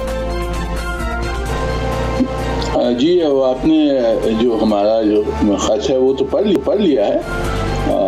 तो उसमें हमने बहुत ये जो वाक़या हुआ है इसके बारे में, जो हिंदुस्तान जो हमें जो उसकी प्लानिंग है उसके बारे में हमने बताया है, और जो हिंदुस्तान जो कैंपेन कर रहा है ह्यूमन राइट्स की खिलाफ वर्जी मकबूजा कश्मीर में कर रहा उसका भी जिक्र किया है। तो हमने पूरा हमारा केस ले आउट किया है ब्रीफली जो हमारे खत में। बिल्कुल, अक़वाम मुत्तहिदा में पाकिस्तान के मुस्तकिल मंदूब मुनीर अकरम साहब सुबह सवेरे पाकिस्तान में बात कर रहे थे। सर बहुत शुक्रिया आपका। पाकिस्तान ने दो टोक अपना मौक़िफ़ पेश किया और पाकिस्तान ने यह भी क्लियर किया कि इस दफ़ा जो है, जिस तरह वज़ीर आज़म साहब ने कहा था कि हम रिटेलिएट करेंगे, तो इस दफ़ा मुँह तोड़ जवाब दिया जाएगा। अच्छा, यूरोपीय यूनियन ने भी इस पर बात की है कि जो एक नेटवर्क पूरा काम कर रहा था इंडिया का, जिसमें उन्होंने मुतादिद NGOs बनाई हुई थी, बहुत सारे ऐसे सोशल मीडिया प्लेटफॉर्म्स बनाए हुए थे, मीडिया की आउटलेट्स थी जहाँ से पाकिस्तान के खिलाफ ऑर्गेनाइज मुहिम चलाई जा रही थी, डिफेम करने की या बदनाम करने की या इल्ज़ामात की, उसके ऊपर भी जो है इन्वेस्टिगेशन किया रहे। तो India is in hot waters, लेकिन चूँकि दुनिया जो है वो इस पे नहीं चलती कि कौन सही है कौन गलत है, दुनिया इस पे चलती है किसके साथ मुफाद है, किसकी ज़रूरत है, कौन अहम है, किसके साथ ट्रेड करनी है, किससे कितना फ़ायदा मिलेगा, कहाँ से पैसे आ रहे हैं, कहाँ पे हमारी अशिया जा रही हैं, ये सारी चीज़ें। और फरा इतना ज़्यादा उनका होल्ड है पूरे नेटवर्क्स पे कि आप उनके खिलाफ कोई वीडियो बना के लगाएं तो सही, तो 2 मिनट बाद रिमूव कर देंगे, उनके खिलाफ पोस्ट करके देखें, आपका अकाउंट सस्पेंड कर देंगे। बिल्कुल। सो ये एक चीज़ें हैं जिसका इस वक्त दुनिया में सामना है। लेट्स होप एंड विश कि पाकिस्तान जो है वो सुरखरू हो सके तमाम महाजों पे, जहाँ पे कि उसे हर तरह की, जिसे कहना चाहिए ना, जंग का, हर तरह के मुकाबले का सामना है। अब कुछ क्रिकेट की बात हो जाए, जब मुकाबले की बात हो रही है, क्रिकेट की भी बात करेंगे फरा, लेकिन उससे पहले हम एक ब्रेक ले लेते हैं। ब्रेक के बाद बात करेंगे क्योंकि टॉस भी होने वाला होगा, तो एक ब्रेक लेते हैं।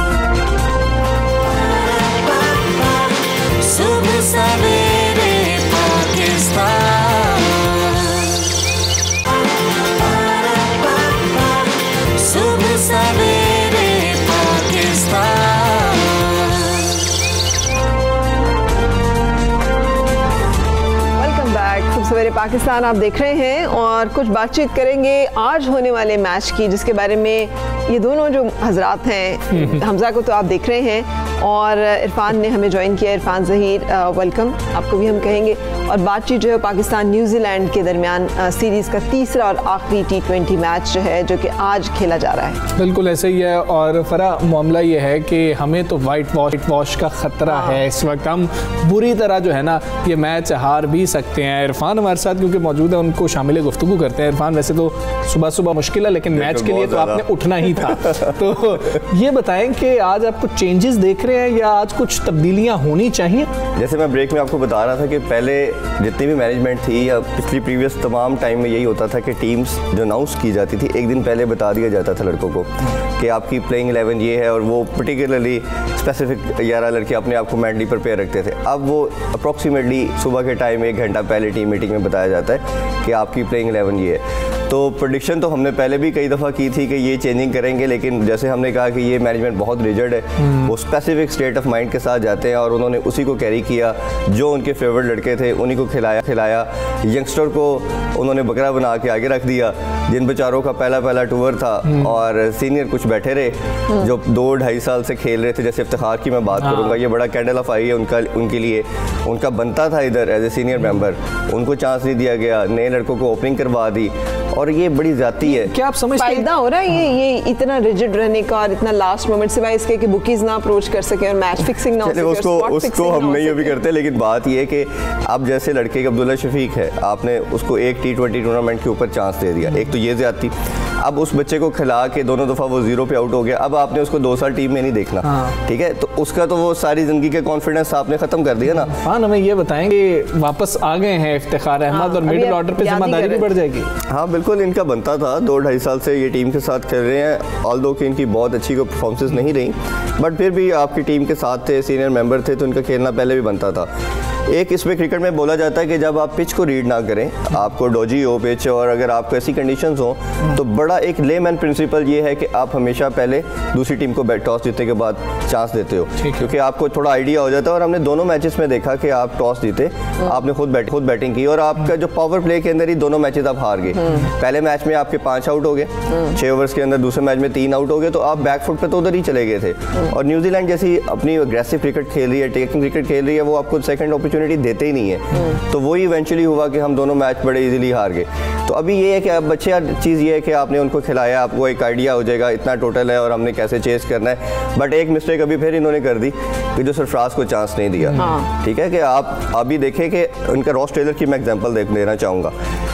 रैंकिंग के ऊपर नंबर 4 पे रॉस टेलर ओडीआई में स्टैंड कर रहे हैं। ठीक है, टेस्ट में भी उनके बेस्ट बैट्समैन है आफ्टर विलियमसन। उन्होंने T20 के अंदर उनको ड्रॉप कर दिया, किस वजह से कि आपका जो स्ट्राइक रेट है वो टीम के दूसरे जो बैट्समैन है उससे कम है। तो हमें ऐसा बैट्समैन T20 में नहीं चाहिए। ऑल्दो के सबसे सीनियर मेंबर भी थे जिसका स्ट्राइक रेट कम है। क्रिकेट इस तरह जा रही है, आप किस डगर पे क्रिकेट खेल रहे हो, इतनी नेगेटिव, इतनी वो डरी हुई टिमिड अप्रोच के साथ क्रिकेट खेल रहे हो, तो इवेंचुअली रिजल्ट तो नहीं है। आवाज़ें जो हैं वो उठ रही हैं, आपके ख्याल में कोई फ़र्क पड़ेगा कि वकार यूनुस और मिसबाहुल हक के बारे में मुसलसल हर बंदा ही बात कर रहा है, सिलेक्शन के ऊपर भी, फिर उनकी अप्रोच के ऊपर भी, तो इससे कोई फ़र्क पड़ता है? देखिए, हम जैसे इस फोरम से बात कर रहे हैं, हर फोरम पे बात हो रही है, क्योंकि आपके पास इवेंचुअली एक स्पोर्ट्स बचती है। तो जब एक स्पोर्ट्स आपके पास बचती है जिसके पूरी नेशन जिसके साथ चलती है, तो उसके साथ ज़्यादती है कि आप कुछ लोगों की नज़र कर दें, वो अपनी उसी अप्रोच के साथ कि हम जैसे बोलें वो यस सर यस मैन, वो अप्रोच के साथ अगर वो सारों को लेके चलना चाहते हैं, दैट इज़ एब्सोल्युटली रॉन्ग। इसका मेथड ये होना चाहिए, पीएम साहब को खुद इसमें जंप इन करना चाहिए। वो क्रिकेटर भी रहे हैं, अब पीएम है, पैटर्न इन चीफ है, उसके साथ साथ क्रिकेट कमेटी है। मेरा ख्याल है कि इस कमेटी का ऑब्जेक्टिव भी यही है कि वो प्लेयर्स की, कोचेस की और इन इश्यूज़ को सेटल डाउन करे। अब सलीम यूसुफ उसके सरबराह मुकर्रर हुए हैं, तो उनको चाहिए कि वो इसको खुद टेक केयर करें, साथ सीईओ साहब बैठे, साथ चेयरमैन साहब सीमानी बैठे और वो उसको देखें। एक अकाउंटेबिलिटी का सिस्टम होना चाहिए हर फोरम के ऊपर, चाहे वो प्लेयर्स का है, कोचेस का है, ताकि एक दफ़ा इसको कंक्लूड किया जाए। अब देखिए, मोहम्मद आमिर की उस दिन लास्ट हम शो में बात कर रहे थे कि ये इशू इनका इनसाइड होना चाहिए बैठ के, लड़कों की प्लेयर ग्रूमिंग होनी चाहिए, उनको बताना चाहिए, इनको खुद कॉन्फिडेंस देना चाहिए कि कोई इशू होगा तो जस्ट टॉक टू अस, कि कितनी पैथेटिक चीज़ है, हम दुनिया को क्या मैसेज दे रहे हैं कि हम एक मीडिया के ऊपर डिस्कशन हो रही है, वो भी सोशल मीडिया पे हो रही है, मीडिया पे भी नहीं हो रही, सोशल मीडिया पे हो रही है। तो आपको ये सारी चीज़ों को लेकर चलना पड़ेगा, फिर जाके आप क्रिकेट के अंदर भी और एज ए नेशन भी ऊपर ग्रो करेंगे। बिल्कुल ऐसे ही। यहाँ पर एक चीज़ जो है व्यूअर्स को अपडेट कर देते हैं कि जो खिलाड़ी निकाले गए, अब्दुल्ला शफीक, जिस तरह हम उनकी बात कर रहे थे कि प्लेयर को ले गए, 2-0 थे, उनको ड्रॉप किया गया है, जिनकी जगह शामिल किया गया इफ्तिखार को, वहाब रियाज को ड्रॉप कर दिया गया है, वहाब रियाज की जगह हसनैन को लाए हैं, और तीसरा खिलाड़ी इमाद वसीम को ड्रॉप कर दिया गया है, तो उनकी जगह जो है हुसैन तलत को शामिल किया गया है। तो ये 3 तब्दीलियां हैं कि जिन लोगों को बाहर निकाला गया। आपको लगता है कि इन तीनों को ही शायद निकालना चाहिए था? वहाब जैसे आपके सबसे सीनियर मेंबर थे, बट हमें दोनों मैचेस में उनकी परफॉर्मेंस बेहतर नहीं नजर आई, वो ठीक डिसीजन था। शायद तीनों ये चेंजेस थी, लेकिन जैसे हमने सरफराज की बात की कि आपको एज ए सीनियर मेंबर, और शायद वो शादाब को भी, अगर आपने लेट्स सपोज शादाब को ही डिसाइड किया, ठीक है, शादाब की कैप्टनसी बुरी नहीं है, वो एज ए यंगस्टर बड़ा अच्छा परफॉर्म कर रहा है, लड़ने वाला कैप्टन नजर आया, उसके अंदर स्पार्क नजर आया। कैप्टनसी के ऊपर एक चीज़ मैं बताना चाहूँगा अपने व्यूवर्स को कि कैप्टन जो होता है वो बॉर्न कैप्टन होता है। जो आपका लर्निंग कैप्टन होता है, जो ग्रेजुअल बनता है, उसकी फॉलोइंग नहीं होती। कभी भी लड़के उसको फॉलो नहीं करते, उसको पता होता है कि ये तो खुद रिस्पेक्ट नहीं करते, उसकी फॉलो नहीं करते उसको, वो कहते हैं ये तो खुद सीख रहा है, ये इससे पूछ रहा है, ये इससे कर रहा है। जो बॉर्न कैप्टन होता है उसकी ऑटोमेटिकली फॉलोइंग आती है, वो बड़ा अग्रेसिव होता है नेचर वाइज, उसको पता होता है मैंने कैसे लीड करता है फ्रंट से। तो शादाब के अंदर वो ग्लिम्पसेस हमें नजर आए हैं, बट उसको भी सीखना है। आपके पास बड़ी अच्छी अपॉर्चुनिटी थी, जैसे वो सरफराज के अंदर खेले हैं तो सरफराज साथ होते, ठीक है, जैसे इंग्लैंड में उन्होंने बाबर को गाइड किया, चेंजिंग के वाले थे, जो हम लास्ट T20 मैच जीते, तो उनके साथ उनको प्रिपेयर करते, उनसे सिखाते, तो ये एक बड़ी गोल्डन अपॉर्चुनिटी होती है यंगस्टर के लिए भी। आप नहीं समझते कि हफीज हफीज़ का किरदार, जब शुएब मलिक अंदर होते हैं, शुएब मलिक बहुत ज़्यादा जूनियर्स को साथ लेके चलते हैं, समझा रहे होते हैं, लेकिन पिछले मैच में आपको नहीं लगा कि हफीज़ उस तरह से इन नहीं थे फील्डिंग के अंदर, और शादाब के करीब नहीं थे मोहम्मद हफीज़। इमाद वसीम करीब थे, लेकिन मोहम्मद हफीज़ जो कि कप्तान रह चुका है, जिसके नीचे मिसबा खेल चुके हैं, वो नहीं समझा रहा। कि आपको ये नहीं लगता कि ये बहुत गलत हो रहा है? जी देखिए, obviously as a senior member उनको जंप इन करना चाहिए, उनको आना चाहिए, गाइड करना चाहिए, लेकिन इसमें कैप्टन का भी रोल होता है। शादाब भी, अब देखिए टीम तो पाकिस्तान की है ना जी, दोनों तरफ से एक ये चीज़ है। अगर लेट्स सपोज वो किसी जगह पे उनको लग रहा है तो वो खुद भी जा सकते हैं, डिस्कशन कर सकते हैं, तो वो इसमें किसी के लिए वो शर्म का या ऐसे नहीं। मगर हर चीज़ घूम के ना दोबारा उसी पॉइंट पे आती है जो हम डिस्कस कर चुके हैं कि जब टीम के या फिर किसी इदारे के या किसी मुल्क के सीनियर तजर्बाकार लोग, ओपिनियनेटेड लोग खामोश रहना शुरू कर देना, होल्ड बैक करना शुरू कर दें कि सानू की जो मर्जी करी जाओ, तो that is a big question कि वहाँ का स्ट्रक्चर या वहाँ का सिस्टम जो है वो सही काम नहीं कर रहा, फिर उसके ऊपर गौर करने की ज़रूरत है। तो ये ज़ेरे गौर मामलात आएंगे नहीं आएंगे, और ये वाइट वॉश से बच जाएंगे जो हमजा को आज 200 तो नहीं पड़ने लगा, हम पहले बॉलिंग मैं आपको बता दूं कि चांसेस बहुत ज़्यादा है, क्योंकि उन्होंने अपनी टीम के अंदर कोई चेंजेस नहीं की। इट्स मीन कि वो आपको बिल्कुल अपॉर्चुनिटी दे रहे, वो इसलिए अपॉर्चुनिटी नहीं दे रहे कि वो आपको नीचे गिराना चाह रहे हैं टेस्ट मैचेस से पहले। वो अगर अपनी थोड़ी सी बी टीम खिला देते, कुछ आपको शायद मार्जिन कुछ मिल जाता, आप तीसरा मैच जीत जाएं, बट उनकी अप्रोच जो है वो किल अप्रोच है कि वो टोटल उसी तरफ अटैक कर रहे हैं कि आप बिल्कुल टेस्ट मैच से पहले पूरे नीचे गिरे हों और आपके लिए उठने का मार्जिन, यही आजकल की क्रिकेट का पार्ट बन चुका है। ऑस्ट्रेलिया ने देखे क्या किया इंडिया के साथ, ये कैसे क्रिकेट खेले, इंग्लैंड कैसे खेला, ये पर्टिकुलरली तीनों कंट्रीज आपको अपॉर्चुनिटी नहीं दे रहे, जैसे इनको अपॉर्चुनिटी मिलती है ये दूसरी टीम को बिल्कुल गिरा देते हैं। अच्छा, what are the things to do आपके ख्याल में? अब ये जो एक डिसीजन अच्छा किया बकौल आपके, और सबको नजर आ रहा है कि फील करने का आपने फैसला किया कि देख तो लें आपके विकेट कैसे रिस्पॉन्स कर रही है, पिच क्या है, हालात क्या है, इसके अलावा और आप क्या देख रहे हैं कि जिसकी वजह से बेहतरी आ सकती है? लग रहा है आपको कि हमारी बॉलिंग अटैक जो है वो इस दफ़ा बेहतर परफॉर्म करेगा, या बैटिंग जो है वो ये इन चेंजेस के बाद कुछ बेहतर परफॉर्म कर जाएगी? जो उम्मीद तो हमें हमेशा रखनी चाहिए और करते भी हैं, लेकिन अगेन अप्रोच की बात है। आप देखिए हर टीम के अंदर, मैंने शायद मुझे अपॉर्चुनिटी मिली मिकी के ग्रांट के साथ काफ़ी देखने का, उनके पास हमेशा हर चीज़ के प्लान्स होते थे। इस सिनेरियो में क्या करना है, सेकंड सिनेरियो में क्या करना है, थर्ड आपके पास गेम प्लान क्या है। अनफॉर्चुनेटली इनकी कोई चीज़ नज़र नहीं आई किसी भी तरह के। आप देखिए किसी भी चीज़ को आप गेज कैसे करते हो, परफॉर्मेंस गेज करते हो। अब जैसे वो मैनेजमेंट गई, ये लोग आए, आप किसी एक चीज़ के अंदर आप देख लें, ना आपकी बैटिंग के अंदर परफॉर्मेंस है, ना बॉलिंग के अंदर परफॉर्मेंस है, ना फील्डिंग के अंदर परफॉर्मेंस है। इवन आप प्लेयर डेवलपमेंट की बात कर लें, 1 साल 1.5 साल के अंदर आपको सिर्फ एक प्लेयर मिला, हैदर अली, वो भी PSL से मिला। इन्होंने प्रिपेयर किसी प्लेयर को नहीं किया। एक होता ना जी, आपको टीम के साथ एक लड़के को कैरी किया गया और उसको लेके चले हो, जैसे मिकी ने आपको शादाब दिया, ठीक है, बाबर आजम प्रिपेयर करके दिया, ठीक है, बाबर आजम को उस टाइम पे प्रिपेयर किया उन्होंने जब हफीज़ टॉप पे थे, उसके अलावा 3-4 और लड़के भी थे, मलिक भी थे, हारिस थे, तो उसके अंदर ला के उन्होंने फिट इन किया और उसको देखा कि ये आपकी इंटरनेशनल कमोडिटी बनेगा लड़का, उसको प्रिपेयर किया। ये होता है कि लड़के को प्रिपेयर करना। आपने क्या किया? अच्छा, कैप्टनसी के एक लास्ट पॉइंट इसमें रह गया था कि कैप्टन की हम जैसे बात कर रहे थे, तो परफॉर्म जो होती है वो जो फॉर्म होती है वो तो टेम्प्रेरी है, किसी टाइम दोबारा आ सकती है। अब क्वेश्चन ये था कि सरफराज को 3 साल लगा के प्रिपेयर किया एज ए कैप्टन, और आपकी परफॉर्मेंस जिस तरह बहुत डिक्लाइन पे थी ODI T20 के अंदर, वो T20 में आपको नंबर 1 लेके आए, फिर आपको चैम्पियन ट्रॉफी जितवाई। अब आपने उसको निकाला फॉर्म के ऊपर कि उसकी फॉर्म ठीक नहीं है। अच्छा, उसके स्टैट्स खैर डिफरेंट है, लेकिन चले हम उनकी बात को एग्री कर लेते हैं, उसकी फॉर्म ठीक नहीं थी। अब आप उनको दोबारा टीम में क्यों सिलेक्ट किया? लेके क्यों गए? आपने कहा था कि चले अगर आपको लेट्स सपोज लगा कि उनकी फॉर्म वापस आ चुकी है और आपने उनको रखा, तो जब आपने रख लिया तो ऐसे तो खिला भी लेते। मतलब ये आपको जो अप्रोच बता रहा था इस मैनेजमेंट की, कि ये उसी तरह की अप्रोच है कि वो एक स्टेट ऑफ माइंड से जाते हैं। अच्छा इरफान, इस दफ़ा आज का खुदा न खास्ता, वैसे तो अल्लाह करे पाकिस्तानी मैच जीते, कुछ भी ऐसा ऊपर नीचे होता है तो देन रिस्पॉन्सिबिलिटी जाएगी मैनेजमेंट के ऊपर। जो पूरी डिस्कशन हो रही है, मुझे तो नहीं लगता कि कोई भी बंदा बात करेगा टीम के ऊपर, जो सारी रिस्पॉन्सिबिलिटी है मैनेजमेंट की। जी तो मैनेजमेंट की ओबियसली है। देखें ना, यही चीफ सिलेक्टर भी थे, सारा सबसे बड़ा ऑनर्स जो आएगा वो मिसबाह उल हक पे आएगा। ये चीफ सिलेक्टर भी थे और ये आपका जो हेड कोच भी हैं। 53 रुकनी स्क्वाड भी था। 53 रुकनी स्क्वाड, आपने अपने आप को सेव किया कि आपने 35 लड़के थे जिसमें से फखर नहीं जा सके, और 34 लड़कों को भी आप लेके गए। आपके पास प्लेयर्स का मार्जिन बहुत ज़्यादा था। आप ये भी नहीं कह सकते थे मैं इतने लड़कों को लेके गया, मेरे पास मार्जिन नहीं था। ये प्रॉब्लम आपने जिसको सोचा, बोर्ड ने इतनी इनको लेवरेज दी कि जिस प्लेयर को इन्होंने कहा वो सबको रखा, तो डिस्पाइट ऑफ इट अगर रिजल्ट नहीं मिलेगा तो ऑब्वियसली बात तो फिर अकाउंटेबल तो इनको होना पड़ेगा, और अकाउंटेबिलिटी के बगैर गुजारा नहीं है। इरफान बहुत शुक्रिया, आप आए और आप अपना जो है बहुत तज्जिया दे रहे थे, और हम तो दुआई कर सकते हैं कि पाकिस्तान ये मैच जीत जाए, जो तब्दीलियां की गई हैं वो कारामत साबित हों, और मैं तो यही कह रहा हूँ कि 200-250 कहीं पे ना बन जाए।